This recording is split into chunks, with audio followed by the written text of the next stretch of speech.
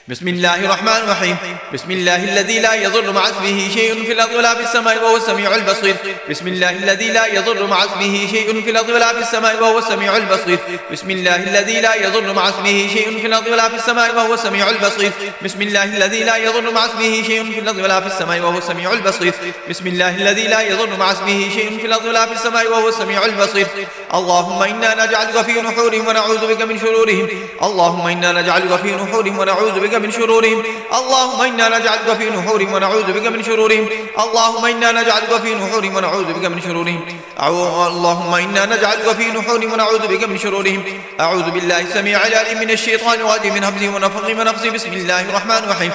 قل أعوذ برب الفلق من شر ما خلق ومن شر غاسق إذا وقب ومن شر النفاثات في العقد ومن شر حاسد إذا حسد بسم الله الرحمن الرحيم قل أعوذ برب الفلق من شر ما خلق ومن شر غاسق إذا وقب ومن شر النفاثات في العقد ومن شر حاسد إذا حسد بسم الله الرحمن الرحيم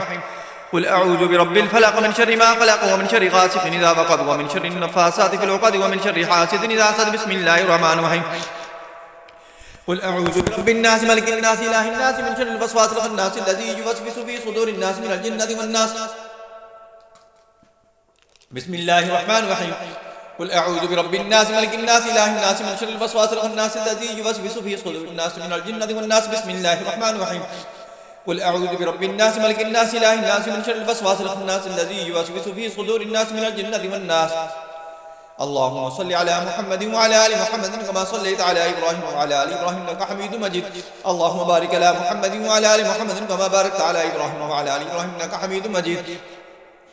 اللهم صل على محمد وعلى آل محمد كما صليت على إبراهيم وعلى آل إبراهيم إنك حميد مجيد اللهم بارك على محمد وعلى آل محمد كما باركت على إبراهيم وعلى آل إبراهيم إنك حميد مجيد اللهم صل على محمد وعلى آل محمد كما صليت على إبراهيم وعلى آل إبراهيم إنك حميد مجيد اللهم بارك على محمد وعلى آل محمد كما باركت على إبراهيم وعلى آل إبراهيم إنك حميد مجيد